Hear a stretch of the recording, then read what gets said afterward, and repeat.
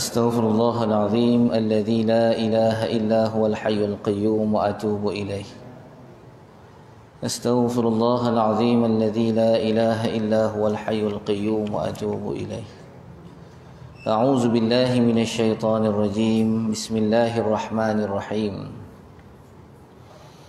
الحمد لله رب العالمين. السلام عليكم. الحمد لله رب العالمين والصلاة والسلام على أشرف الأنبياء والمرسلين سيدنا ومولانا محمد خاتم الأنبياء والمرسلين صادق الأمين وعلى آله وصحبه أجمعين. قال رب اشرح لي صدري ويسر لي أمري واحلل عقدة من لساني يفقه قولنا.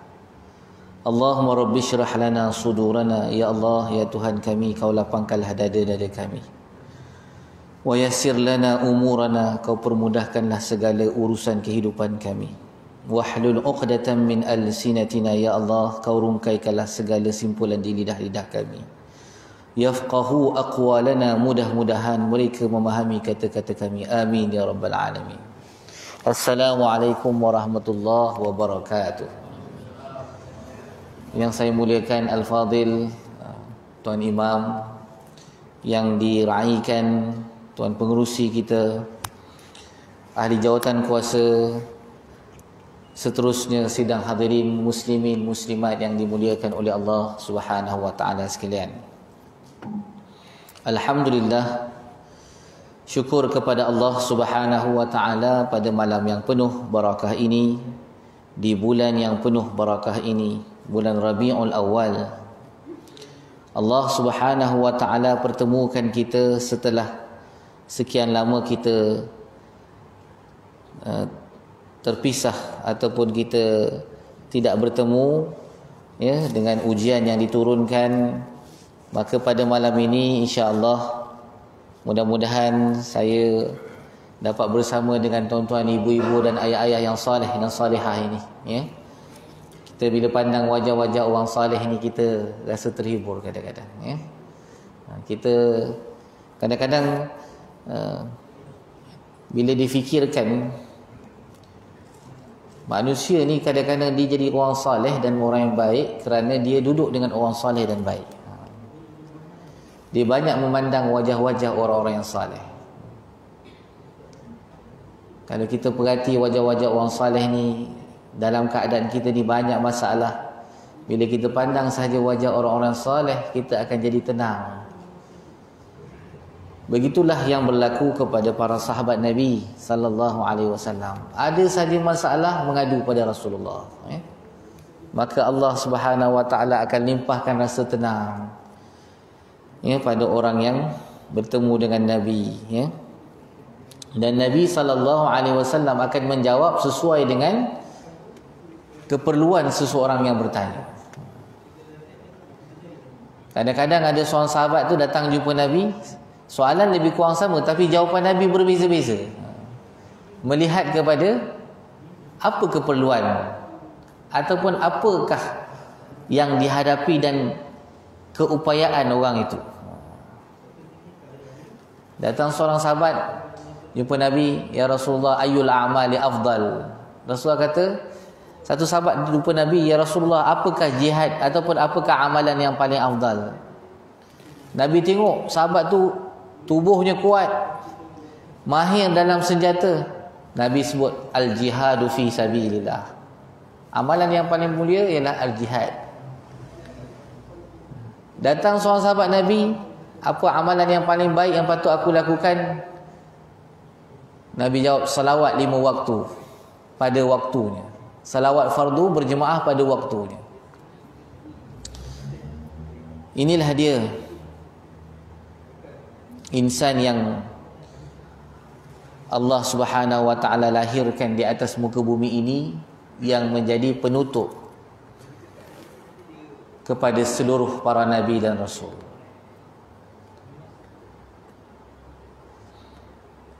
Bila bercerita tentang bulan Rabiul Awal ini, maka setiap tahun kita akan sambut sambutan yang disebut sebagai Maulidur Rasul. Kalau dulu-dulu orang tua-tua dulu disebut maulud Nabi. Maulud Nabi. Zaman sekarang orang sebut maulid. Dulu maulud. Apa beza maulud dengan maulid? Maulud maknanya yang dilahirkan. Maulid hari kelahiran ataupun waktu kelahiran Rasulullah sallallahu alaihi wasallam. Maka istilah maulud sebenarnya kurang tepatlah, tapi bolehlah. Dari sudut makna boleh diterima, tapi kurang tepat. Sebab bila kata dilahirkan, maknanya Nabi memang telah dilahirkan. Kalau kita sebut bulan Zulhijjah pun kita cerita tentang maulud, memang Nabi dah dilahirkan. Tapi bila tiba bulan Rabiul Awal, yang paling tepat ialah maulid, iaitu masa kelahiran. Bulan inilah bulan di mana Nabi dilahirkan. Lepas tu tuan-tuan, kalau dulu-dulu bila buat maulud, dia mesti akan ada gandengan di pulut. Bila sebut maulud, kalau tak ada pulut tak jadi. Ini dah tiba hari bulan maulud ni, tak ada nak buat pulut ke? Pulut kuning kan tuan-tuan? Dia seolah-olah dia dikenakan tu maulud pulut. Walaupun kelahiran Nabi sallallahu alaihi wasallam secara masyhur disebut pada 12 Rabiul Awal. Ini pendapat yang masyhur lah tuan-tuan. Ada juga pendapat mengatakan Nabi dilahirkan pada 2 Rabiul Awal. Ada pendapat mengatakan Nabi lahir pada 8 Rabiul Awal. Dan yang mengatakan 8 Rabiul Awal ni dia ada sanad hadis ni. Ada satu pendapat mengatakan Nabi dilahirkan pada 9 Rabiul Awal. Dan ada pendapat mengatakan Nabi sallallahu alaihi wasallam lahir pada bulan Ramadan, tapi tak ditentukan berapa tarikhnya. Tetapi yang pasti pada 12 Rabiul Awal inilah hari kewafatan Rasulullah sallallahu alaihi wasallam, dan yang ini tidak ada khilaf di kalangan para ulama.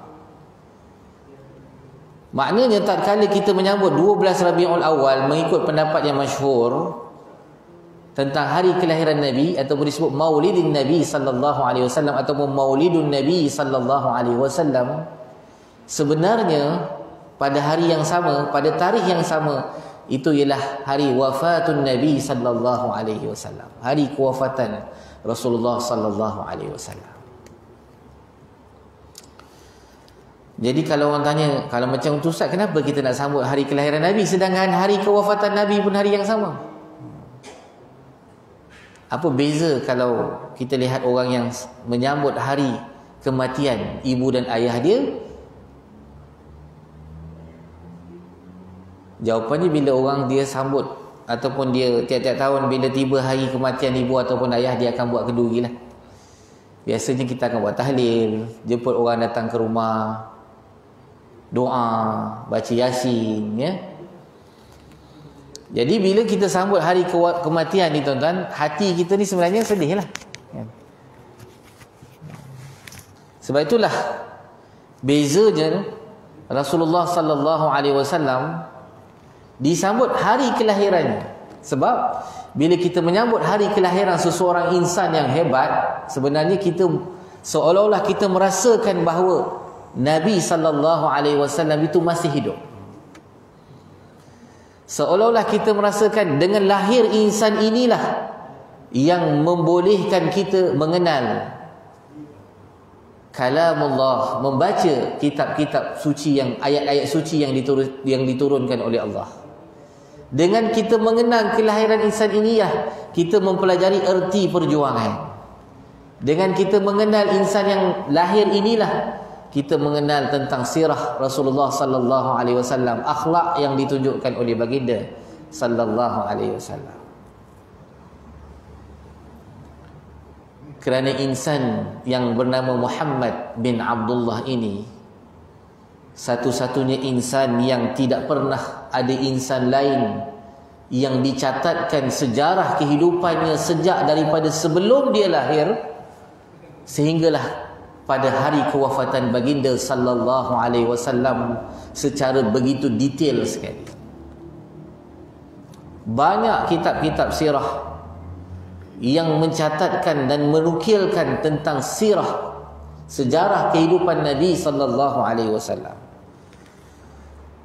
Bermula dengan Sirah Ibnu Ishaq.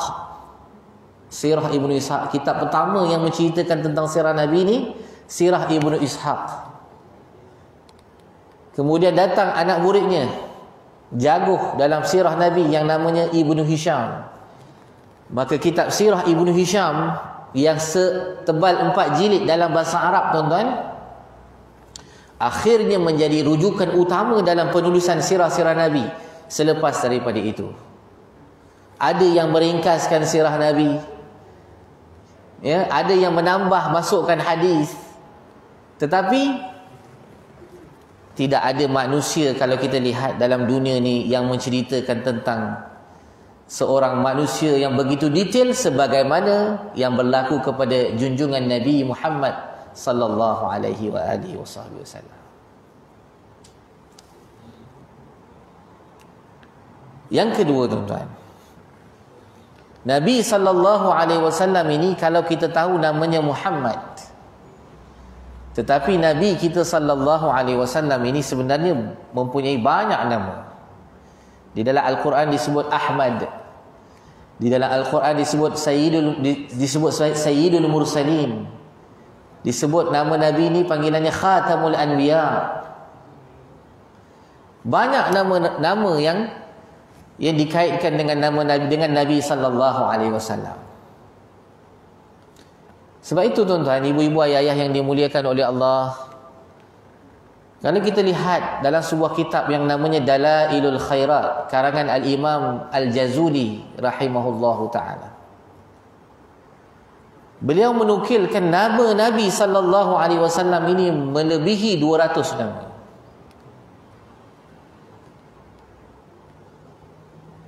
Ibnu Dihyah Al-Kalbi dalam kitabnya Al-Mustawfa fi Asma'il Mustafa menceritakan bahawa nama Nabi sallallahu alaihi wasallam melebihi 300 nama. Kenapa banyaknya nama Nabi sallallahu alaihi wasallam, tuan-tuan? Kerana di kalangan orang Arab dia menyebut kathratul asma tadullu ala syuhratil musamma. Seseorang itu kalau dia mempunyai banyak nama, menunjukkan dia ini insan yang masyhur. Sebab tu kita tengok nama Allah ada 99 nama, kan?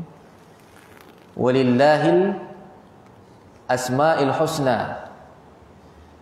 Dan bagi Allah nama-nama yang mulia, bukan satu nama, tetapi nama-nama yang mulia.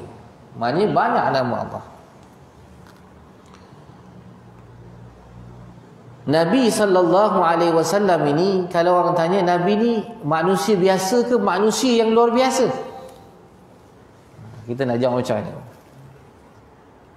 Jawapannya, Nabi sallallahu alaihi wasallam sama dengan para rasul dan al-anbiya wal mursalin adalah lahir daripada manusia yang biasa.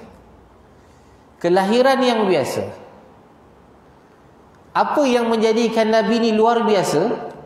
Kerana Allah berikan kepada Nabi ni mukjizat.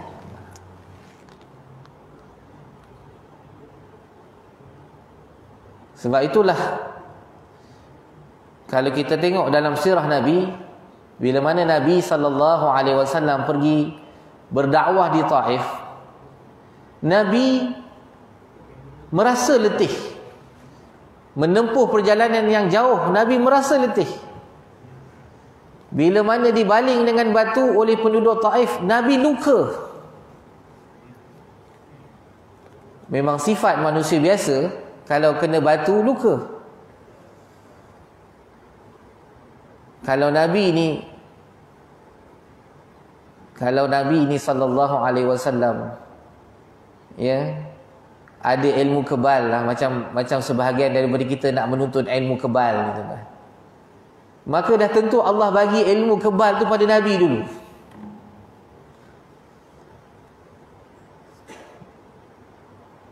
Tetapi Nabi sallallahu alaihi wasallam berdarah Gigi Nabi patah.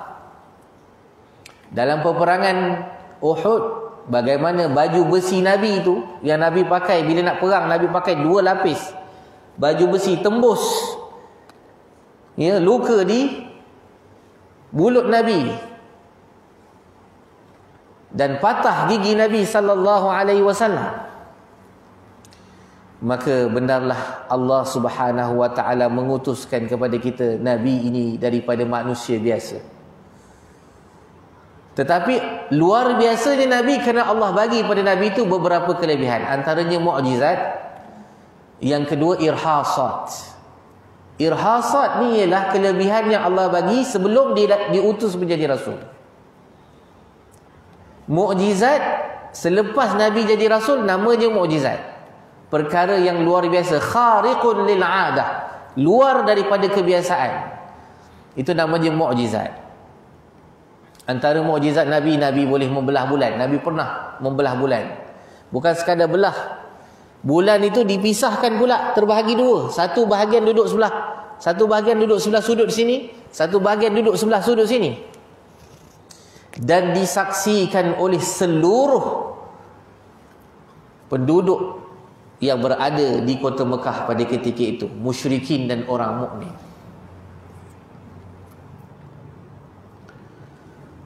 Nabi pernah dalam satu peperangan, nama dia peperangan Ahzab ataupun peperangan Khandaq,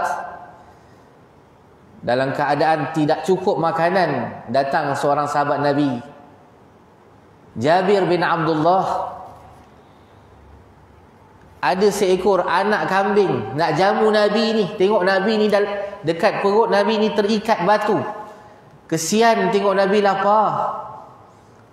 Nabi dengan para sahabat sama-sama menggali parit Khandaq itu.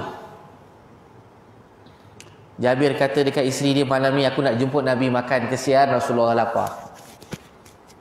Lalu dijumpa dengan Nabi, ya Rasulullah, aku ada sikit makanan, aku ada seekor anak kambing, aku sembelihkan untuk engkau. Datanglah. Nabi SAW bila dengar Jabir punya jemputan, dia pun jemput seluruh tentera-tentera muslimin yang ada dekat kota Madinah. Tuan-tuan, kambing pun bukan besar sangat, lebih kurang 8 kilo je tuan-tuan. Kalau kita buat kambing ni, satu family makan dah selesai dah tuan-tuan. Ini kan nak jemput tentera ni. Mukjizat Nabi SAW yang disaksikan sendiri oleh Jabir bin Abdullah dan isterinya bila mana Nabi sendiri menciduk makanan itu. Kata Jabir, demi Allah aku melihat seolah-olah makanan itu tidak berkurang walau sedikit pun. Ini mukjizat. Sebagaimana Nabi-Nabi dulu, Musa alaihissalam memiliki mukjizat, tongkatnya boleh membelah lautan merah ataupun dilontarkan menjadi ular. Itu semua mukjizat bagi menguatkan kenabian dan dakwah yang dibawa, supaya ada setengah manusia ni dia nak ikut ni, dia kena tengok, dia nak satu benda yang pelik. Gitu. Sebab tu tuan-tuan, kalau kita tengok banyak ajaran-ajaran sesat di Malaysia ni, kenapa boleh ada pengikut? Sebab pengikut tu nampak ada benda-benda pelik. Padahal kadang-kadang diguna ilmu sihir. Jadi kita nampak macam hebat Tok Guru ni. Padahal Tok Guru tak pernah solat. Tok Guru kata kita tak boleh solat. Sebab dalam hati ni dah yakin. Bila dah yakin tak payah solat. Ada ajaran macam tu. Lalu Allah bagi mukjizat. Nabi Isa alaihissalam dengan mukjizatnya. Nabi Nuh alaihissalam dengan bahteranya yang dibina di atas daratan, disebut oleh para ulama, sebelum Nabi Nuh nak bina bahtera ni, Nabi Nuh kena tanam dulu pokok selama puluhan tahun. Disebut dalam tafsir, ada yang mengatakan 40 tahun. 40 tahun tanam pokok, kemudian tebang pokok, bertahun-tahun pula buat bahtera. Bukannya Nabi Nuh ni tukang buat kapal, maknanya tak mahir lah. Nak belajar dulu, nak macam-macam. Kemudian bila tengah-tengah buat kapal tu pula, dijadikan pula kapal Nabi Nuh tu tandas awam pula. Seluruh kaum penduduk yang memusuhi Nabi Nuh AS bila nak buang air besar, naik. Itu tandas. Pergi naik atas kapal. Penuh satu kapal tu dengan najis. Tandas awam. Akhirnya berlaku satu kisah. Satu orang dah tua dah. Satu makhluk ni dah tua dah. Jalan pun tak larat. Tapi dia punya hati tu memusuhi Nabi Nuh ni, dia pun nak buang air, naik atas kapal tu juga. Maklumlah agaknya, tengok dah penuh ni, mana saya nak landing ni. Duduklah agaknya di bibir, di atas palang kapal tu. Tengah-tengah agaknya, maklumlah orang dah berumur ni, ya, tergelincir, jatuh pula. Orang tua tu, tuan-tuan, dia buta pula tu. Dahlah sakit, buta. Tengah-tengah buang air tu, tuan-tuan, dia terjatuh dekat atas tandas, dalam tandas tu, tuan-tuan. Dengan takdir Allah, cerah mata, tuan-tuan. Hilang penyakit buta tu. Balik jumpa kaum, dia kata, najis yang aku buang air tadi, aku jatuh tu, menyembuhkan, segar badan jadi segar, buta hilang. Macam orang muda boleh berlari. Pakat satu kampung yang dulu ni berak dekat kapal Nabi Nuh, semua pakat ambil seorang sikit. Cedok pula buat bekalan. Jadi makjun pula bawa balik. Akhirnya bersih, tuan-tuan. Dikikis-kikis je. Yang terakhir tu dah bersih dah. Dia ambilnya dikikis je. Supaya nak dapat dah sikit-sikit. Kalau tak dapat, orang kata apa, tak dapat gading bertuah. Tanduk pun bolehlah berguna juga. Gitulah maksudnya.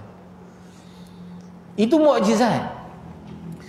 Kalau kita tanya dengan orang Yahudi yang mengagungkan Nabi Musa alaihi salam tentang mukjizat Nabi Musa, mereka akan ceritakan mukjizat Nabi Musa itu ini. Kita tanya mereka, pernah tengok tak? Kamu pernah tengok tak? Yang tongkat Nabi Musa yang kamu kata boleh belah lautan tu, tongkat tu pernah tengok tak? Atau peristiwa tu berlaku depan mata kamu tak?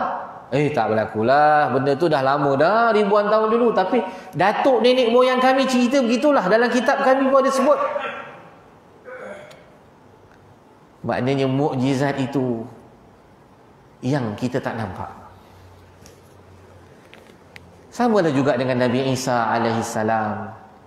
Samalah juga dengan mukjizat Nabi yang saya sebut tadi, membelah bulan, memberikan makanan yang mencukupi untuk tentera-tentera di dalam peperangan Ahzab, dan banyak lagi peristiwa-peristiwa yang kita lihat sebelum Nabi diutuskan, antaranya awan melindungi perjalanan Nabi sallallahu alaihi wasallam. Tetapi semua itu telah pun berlalu dengan berlalunya ataupun dengan pemergian Rasulullah sallallahu alaihi wasallam. Maknanya mukjizat itu hanya wujud ketika Nabi itu wujud. Ketika hidup Nabi itu. Bila Nabi itu sudah wafat, maka sudah kita tak tahu dah. Sudah tidak ada mukjizat yang ditinggalkan untuk orang yang datang selepas kewafatan seorang Nabi dan Rasul itu. Akan tetapi ibu-ibu dan ayah-ayah yang dimuliakan oleh Allah, hebatnya ataupun mulianya Nabi ini, dia masih meninggalkan mukjizat yang terbesar,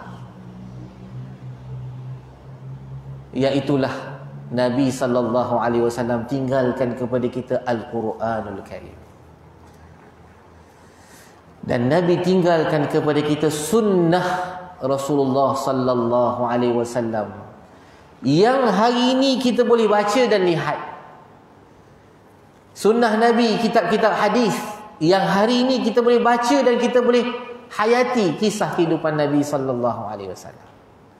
Yang ini tak ada pada nabi-nabi dan rasul yang sebelum Nabi sallallahu alaihi wasallam. Tak ada. Bila mana disebut mukjizat Nabi yang masih ada Al-Quran dengan As-Sunnah, kita kata biasalah tu tahu dah tu. Memang tahu dah tu. Tapi bilakah kita baca Al-Quran dan As-Sunnah ni? Jawapannya bila tiba bulan Ramadan, tadarus Al-Quran. Bergebut-gebut kita nak khatam tu. Ada yang sampai 3 kali khatam. Ada satu malam boleh baca 2 juzuk, 2 jam satu malam. Sedangkan Al-Quran bukan untuk kita khatam bacaannya, tetapi untuk kita fahami maknanya. Itu dia. Kita dapat surat daripada contohnya kawan kita. Kawan kita ni orang putih, Mak Saleh, jumpa masa buat umrah contohlah. Balik dia bagi kita surat ke, dia hantar kita WhatsApp ke, dalam bahasa Inggeris. Kita ni memang bahasa Inggeris dah lama tinggal. Tengok Allah tu dia bahasa Inggeris. Ada tak kita bila tengok tulisan tu, bila tengok WhatsApp tu, kita cuma baca je. Dalam bahasa Inggeris lah. Saya pun tak tahu nak cakap apa kan. Dia tulis Inggeris dah. Biasanya kita ni akan pergi cari orang yang pandai bahasa Inggeris, tanya ni apa maksud WhatsApp ni kawan saya bagilah daripada Amerika ni. Tak faham lah. Samalah juga tuan-tuan dengan Al-Quran. Walaupun Al-Quran ini lebihnya daripada benda-benda lain di dunia, kalau kita baca Al-Quran ni baca dapat pahala. Itu lebihnya Al-Quran. Maknanya baca tu dapat pahala. Faham ke tak faham, dapat pahala. Baca dalam keadaan merangkak, Nabi kata falahu ajran, dapat 2 pahala. Tapi bukan maknanya kita baca Quran dapat pahala tu dah cukup. Walaupun kita tak faham, tak apalah, yang penting saya nak pahala je. Tidak tuan-tuan. Kerana kita dalam hidup kita 70 tahun, 60 tahun ni tuan-tuan, kalaulah daripada kita awal hidup sampai kita nak bertemu dengan Allah, kita tak faham apa yang Allah utuskan kepada kita, surat tu 114 surat. Orang Melayu sebut surah, atau orang Arab sebut surah. Orang Melayu sebut surat sebenarnya. 114 pucuk surat yang Allah bagi pada kita tu, kalau kita tak faham maknanya tuan-tuan, Allahu Akbar, alangkah ruginya hidup kita ni tuan-tuan.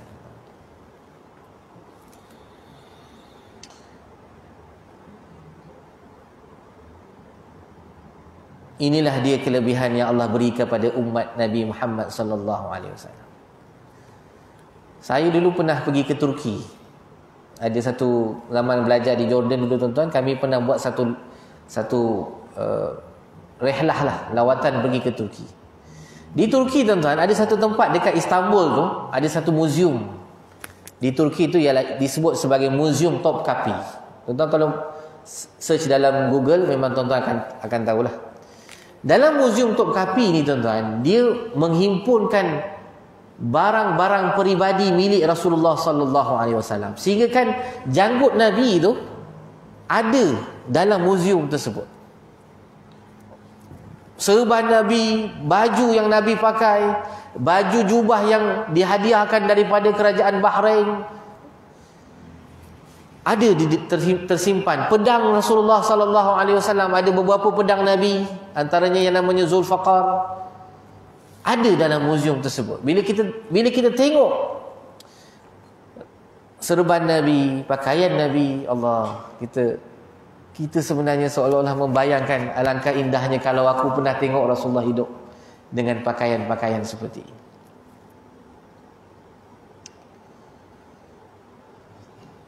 Tapi ia sekadar pakaian je lah.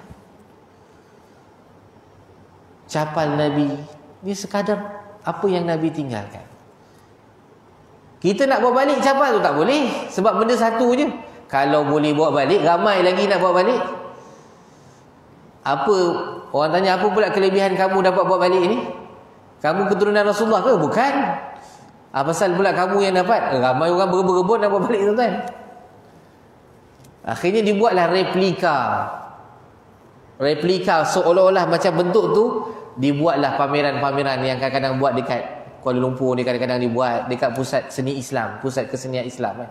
Balai Kesenian Islam ke, Muzium Kesenian Islam tak silap saya. Ataupun kadang-kadang dibuat dekat PWTC, kadang-kadang kan dibuat kat situ. Tetapi sebenarnya tuan-tuan, Allah Subhanahu Wa Taala tinggalkan kepada kita satu benda yang cukup mulia, iaitu Al-Quranul Karim. Sebagaimana Nabi dulu baca Al-Quran, kita umat Nabi SAW boleh membaca Al-Quran. Sebagaimana Nabi SAW menyebut ayat-ayat suci Al-Quran dengan tepat. Bila kita duduk bersama dengan Tuan Imam tadi, kita dengar Tuan Imam menyebut Begitulah bacaan yang pernah diajarkan oleh Nabi kepada para sahabat dan akhirnya turun kepada generasi-generasi selepas itu sampai hari ini. Sebab itulah Allah Subhanahu Wa Taala menzahirkan betapa mulianya insan akhir zaman yang aku nak utuskan ini. Sebelum Nabi lahir lagi dah macam-macam tanda yang pelik. Contohnya berlaku satu peristiwa namanya peristiwa Hadmul Kaabah. Orang sebut Hadmul Kaabah. Maknanya peristiwa di mana Kaabah ni nak diruntuhkan. Tuan-tuan, daripada zaman Nabi Ibrahim dulu, Abul Anbiya, bapa kepada segala Nabi. Sebab Nabi Ibrahim ni, di bawah Nabi Ibrahim ni semua Nabi-Nabi. Nabi Ismail, Nabi Yaqub, Nabi Musa, Nabi Isa, semuanya duduk bawah Nabi Allah Ibrahim. Sebab tu digelar Nabi Ibrahim Abul Anbiya. Tak ada mana-mana manusia yang berani nak runtuhkan Kaabah kecuali pada saat beberapa ketika sebelum kelahiran Rasulullah sallallahu alaihi wasallam. Ada setengah riwayat kata 50 hari sebelum kelahiran Rasulullah sallallahu alaihi wasallam. Siapa yang nak runtuhkan Kaabah tu, ibu-ibu, ayah-ayah? Namanya Abraha al-Ashram. Seorang lelaki berkulit hitam, bibirnya terbelah, sebab tu gelarannya Al-Ashram.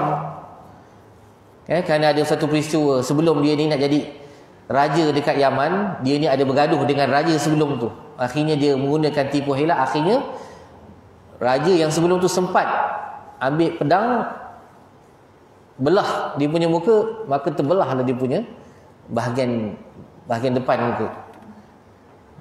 Al-Ashram maknanya yang terbelah, ataupun kita panggil orang yang sompik lah, sompik, ya. Dia membina, dia dengar tentang Kaabah ni seluruh, bukan sahaja orang Mekah yang tawaf di Kaabah ni, tuan-tuan. Seluruh jazirah Arab, daripada Syam sampai ke Yaman. Syam ni daripada Mekah, tuan-tuan, ribuan kilometer. Saya duduk di Jordan nak pergi ke Mekah, Madinah, merentas padang pasir, tuan-tuan, 2 hari baru sampai. 1000 kilometer lebih. Kalau Syam ni atas lagi sikit, sebab Syam ni dulu satu kawasan yang luas. Syam ni termasuk Jordan, Lebanon, Palestin dan juga Syria. Ini 4 negara ni semua Syam.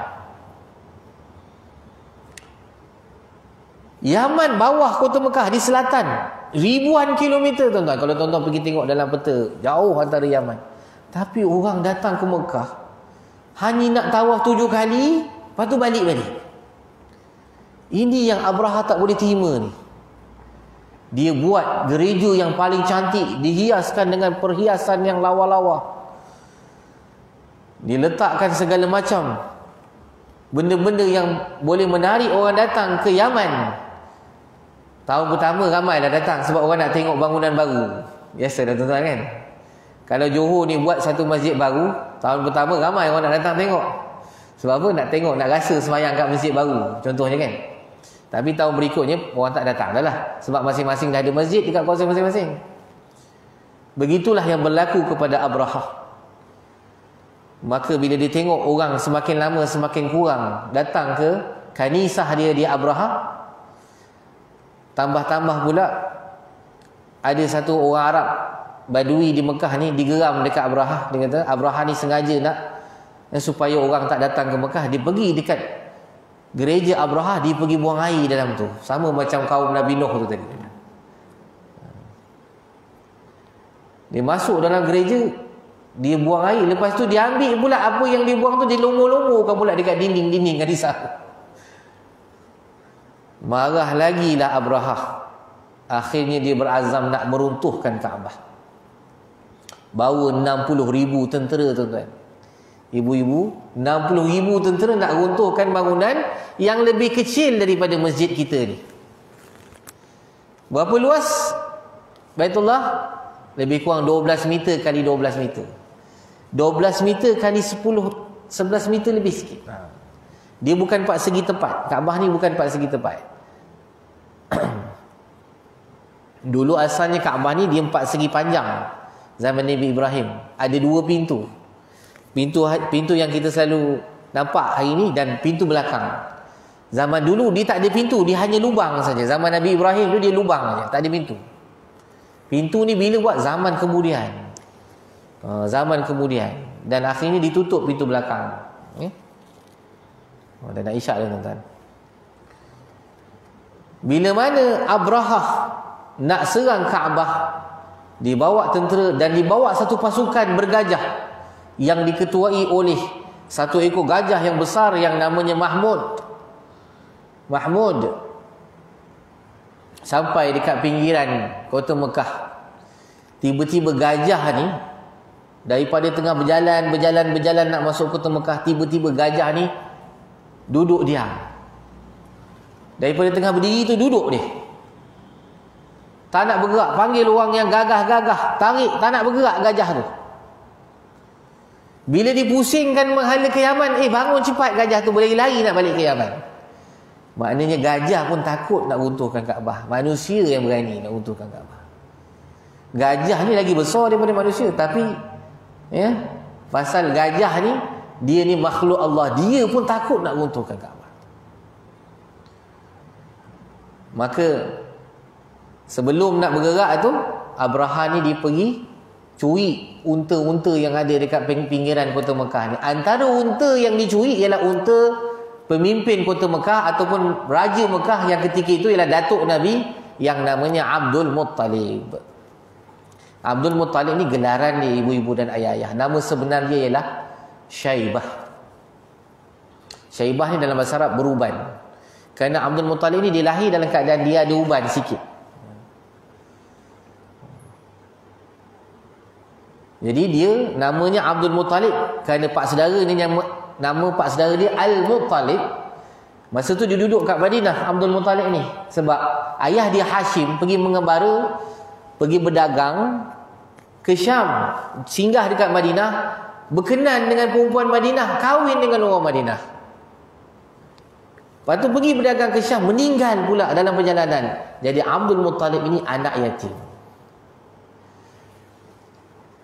Jadi Abdul Muttalib ni tuan-tuan, bila mana unta di 200 ekor ni diambil oleh Abrahah, dia pun pergi jumpa Abrahah. Abrahah ni dalam khemah dia buat siap singgah sana dia. Kata dia punya bodyguard, aku tak pernah tengok Abrahah ni turun daripada singgah sana bila mana orang datang menghadap dia. Mulia, dia rasa diri dia mulia, dia tak boleh duduk selevel dengan orang bawah-bawah, dia takkan turun. Tetapi yang aneh ni, ketika mana Abdul Muttalib datang menghadap dia, dia duduk di bawah bersama dengan Abdul Muttalib. Ini satu benda yang sangat menghairankan bila ditanya kerana aku memuliakan pemimpin Mekah yang nama Abdul Muttalib. Sebab Abdul Muttalib nama dia Gah, seorang pemimpin yang hebat di seluruh semenanjung Arab, semua kenal Abdul Muttalib. Banyak kelebihan yang Allah bagi pada Abdul Muttalib. Antaranya dialah orang yang pertama menemui semula telaga Zamzam yang telah dikambus oleh bangsa Arab Jurhum sebelum mereka tinggalkan kota Mekah dulu. Bila datang Abdul Muttalib, Abrahah tanya, engkau nak apa wahai Abdul Muttalib? Kata Abdul Muttalib, aku nak kau pulangkan 200 ekor unta yang kau curi itu. Kau pulangkan pada aku. Abrahah ni terkejut.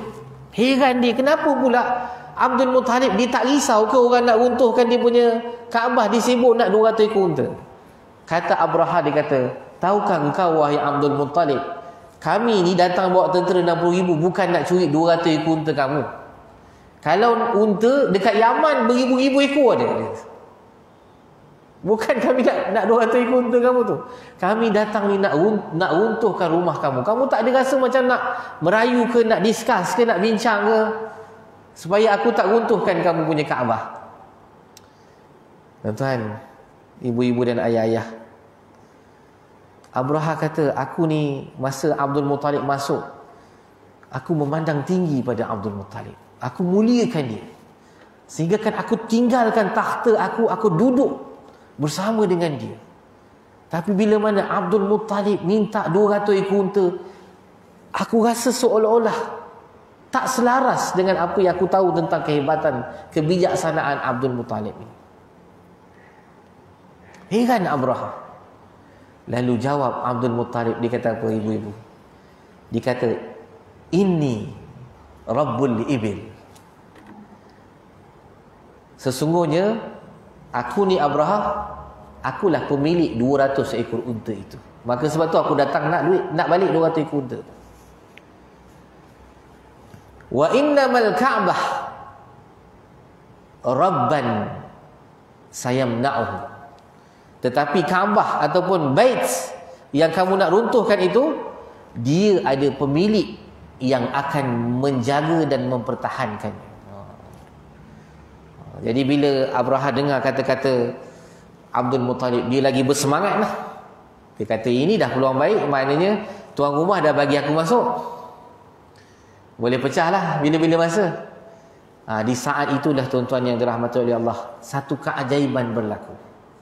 Tak pernah berlaku dalam mana-mana peristiwa. Tiba-tiba di saat gajah tu tak nak bergerak masuk ke kota Mekah, Allah utuskan tayran ababil. Dah azan dah tuan-tuan. Kita azan sekejap, kemudian kita sambung 5 minit, kemudian kita tamatkan insya-Allah. Bismillah.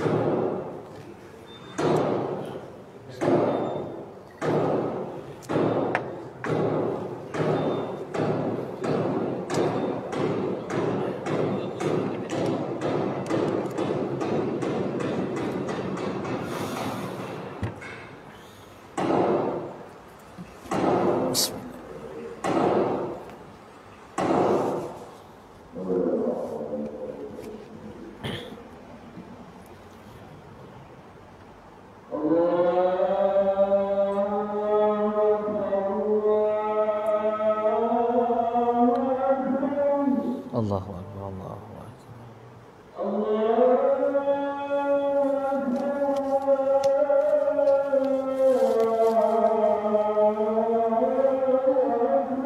Allahu Akbar, Allahu Akbar.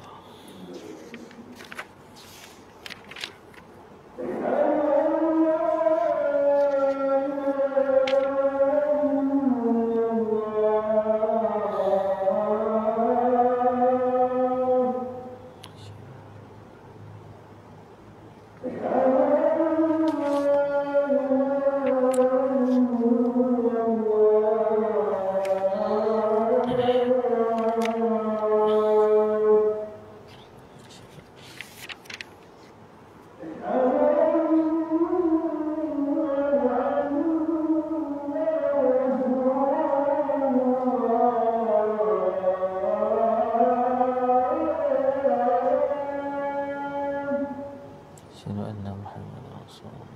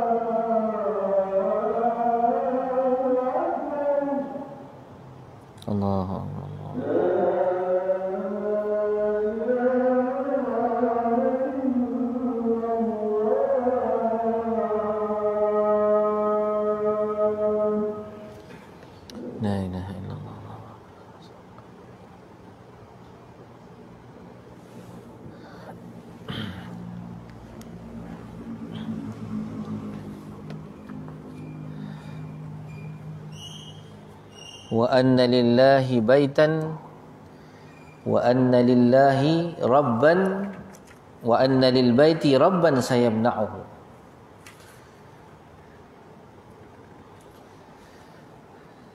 Aku ni pemilik unta, tetapi rumah itu ada tuan yang memilikinya dan yang akan mempertahankan. Lalu akhirnya Allah Subhanahu wa taala datangkan tayran ababil, disebut dalam surah Al-Fil.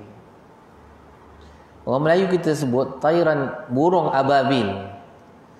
Burung ababil orang Melayu kita sebut. Sebenarnya ababil bukan nama burung. Ababil ni ialah dalam terjemahan tayran ababil, maknanya burung yang datang berkawan-kawanan, berkelompok-kelompok, bertumpuk-tumpuk. Maknanya kalau kita tengok burung ni kalau terbang, tuan-tuan, dia bukan terbang seko-seko. Dia akan ada satu tim dia terbang. Begitulah Allah Subhanahu wa taala datangkan burung tayran ababil, burung yang begitu banyak, yang mana setiap burung itu membawa 3 biji batu, satu di paruh, 2 lagi di tempat di tangannya ataupun di kukunya, lalu dilontarkan kepada tentera-tentera Abraha itu. Dan tidak ada mana-mana yang mengikuti Abraha, melainkan kesemuanya hancur.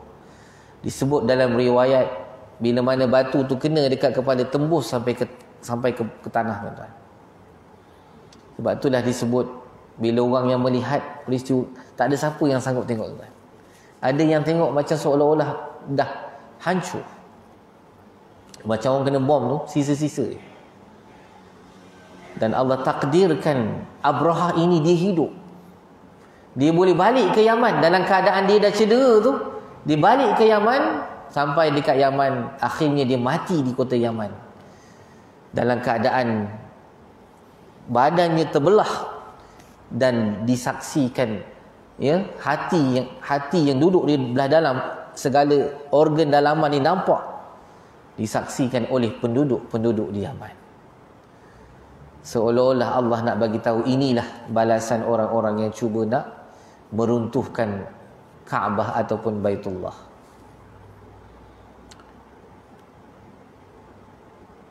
Disebut dalam kitab Rahiqul Makhtum karangan Safiyur Rahman Al-Mubarakfuri, seorang penulis daripada India. Dia buat kitab dalam bahasa Arab. Pada hari kelahiran Nabi disebut, katanya ibu Nabi yang bernama Aminah kata, keluar saja Nabi daripada rahim dia, dia kata aku melihat satu cahaya yang keluar yang menerangi kota-kota di Basrah. Macam mana dilihat itu wallahu alam. Tapi ini disebut dalam kitab sirah. Di hari kelahiran Nabi, api yang, ya, selama ribuan tahun tidak pernah terpadam, yang disembah oleh orang-orang Majusi, terpadam.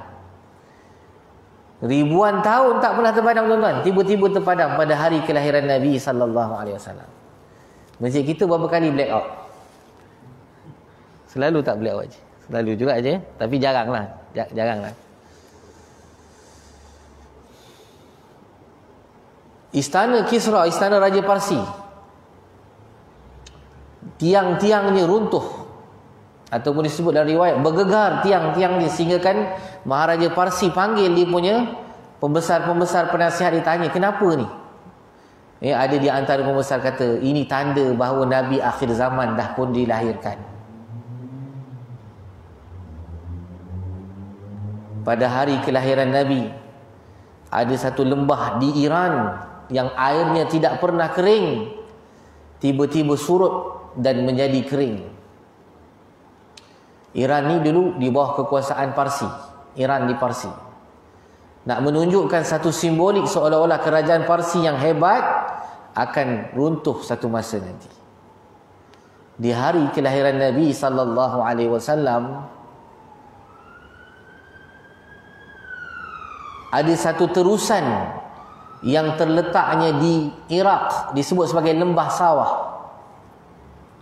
yang dulunya airnya tak berapa nak ada. Tiba-tiba airnya membuak-buak sehingga membanjiri kawasan-kawasan sekitarnya, menjadikan kawasan sekitarnya menjadi subur, sehingga ke hari ini, tuan-tuan. seolah-olah Allah nak bagi tahu bahawa kebangkitan Islam ini akan merebak sampai ke negeri Iraq sana. Lepas tu tuan-tuan, tamadun Islam ini akhirnya dia berpusat di Kufah, di Baghdad. Ya, ada pusat-pusat pemerintahan yang berada di Kufah dan juga ada ketika mana berada di Baghdad. Di mana tuan-tuan semuanya berada di Iraq. Sebab tu kalau kita tengok cerita piramid selalu sebut Baghdad. Ana datang dari Baghdad lah, kan? Sebab apa tuan-tuan? Sebab itu antara ibu kota umat Islam yang cukup hebat dalam tamadun Islam satu ketika dahulu, dalam kerajaan Bani Abbasiyah. Muslimin dan muslimat, ibu-ibu, ayah-ayah yang dimuliakan oleh Allah, demikianlah insan yang hebat ini telah dilahirkan dan telah pun kembali kepada Allah, meninggalkan kepada kita pedoman-pedoman dan petunjuk-petunjuk yang dengan kelahiran baginda inilah kita mengenal Nabi sallallahu alaihi wasallam. Kita boleh berselawat ke atas Rasulullah sallallahu alaihi wasallam. Kita boleh mengucapkan salam sesuai dengan firman Allah, ya ayyuhalladzina amanu sallu alaihi wa sallimu taslima. Selalulah kita ungkapkan salawat, Allahumma salli ala sayyidina Muhammad ke, Allahumma salli ala Muhammad ke, Allahumma salli wa sallim wa barik ala sayyidina Muhammad. Itu selawat. Kalau salam, kita boleh ucapkan salam kepada Rasulullah sambil-sambil kita bangun malam tu duduk tahajud. Assalamu alayka ya Rasulullah, Assalamu alayka ya Nabi Allah. Bila kita bagi salam, seolah-olah kita merasai bahawa salam kita tu sampai kepada Rasulullah sallallahu alaihi wasallam. Seolah-olah Nabi dengar salam yang kita sampaikan kepada baginda sallallahu alaihi wasallam. Bila kita bagi salam, ketuk pintu rumah orang, bagi salam. Bila kita bagi salam tu, kita rasa seolah-olah orang ni dengar ni. Macam itulah kita bila kita bagi salam pada Rasulullah. Ataupun kita boleh bagi salam macam kita baca dalam tahiyat akhir tu, Assalamu alayka ayyuhan nabiyyu wa rahmatullahi wa barakatuh. Pun boleh juga. Dalam hadis sebut, bila mana kita bagi salam pada Rasulullah, malaikat diutuskan untuk membawa salam kepada Rasulullah, dan Nabi sallallahu alaihi wasallam akan menjawab salam-salam kita tu. Mudah-mudahan kita menjadi umat yang sentiasa mengasihi Nabi. Mudah-mudahan dengan kita mempelajari dan kita mengingati sirah kelahiran Nabi ini akan mendekatkan kita dengan Nabi sallallahu alaihi wasallam dan bertambah cinta kita kepada Rasulullah sallallahu alaihi wasallam. Aqulu qawli hadza wa astaghfirullahal azim li wa lakum. Wassalamu alaikum warahmatullahi wabarakatuh. A'udzubillahi minasyaitonir rajim. Bismillahirrahmanirrahim. Alhamdulillah wassalatu wassalamu ala Rasulillah wa ala alihi wa sahbihi ajma'in. Allahumma iftah alaina hikmatak wa anshur alaina min khazain rahmatik ya arhamar rahimin. Allahumma anfa'na bima 'allamtana wa 'allimna ma yanfa'una wa zidna 'ilma. Fa fahamnaha Sulaiman kullan atayna hukman wa 'ilma. Wa sakharna ma'a Dawud al-jibala yusabbihna wa at-tayra wa kunna fa'ilun.